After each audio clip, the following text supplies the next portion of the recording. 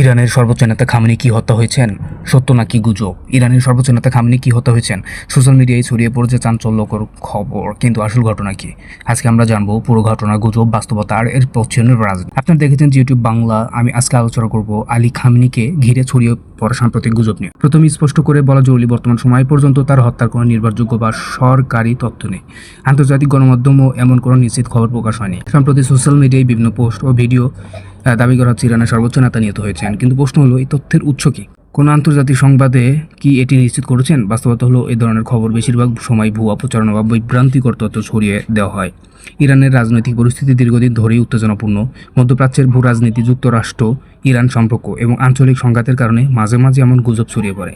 অনেক সময় রাজনৈতিক অস্থিরতা বা স্বাস্থ্য সংক্রান্ত গুজবকে বড় দেখিয়ে বিভ্রান্তি তৈরি করা হয়। কেন এমন গুজব ছড়ায়? রাজনৈতিক অস্থিরতা, আন্তর্জাতিক চাপ, তথ্য যুদ্ধ বা প্রোপাগান্ডা, সোশ্যাল মিডিয়ার অ্যালগোরিদমেই ভাইরাল হওয়ার প্রবণতা। মনে রাখতে হবে যে কোনো বড় নেতাকে ঘিরে গুজব দ্রুত ভাইরাল হয়।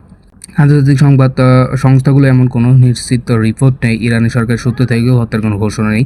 ভাইরাল হওয়া ভিডিওগুলোর বেশিরভাগই পুরনো ফুটেজ বা এডিট করা কন্টেন্ট, তাই যাচাই ছাড়া শেয়ার করে থেকে বিরত থাকুন। সোশ্যাল মিডিয়ায় যা দেখেছেন সবকিছু সত্য নয়। সচেতন থাকুন, যাচাই করুন, তারপর বিশ্বাস করুন।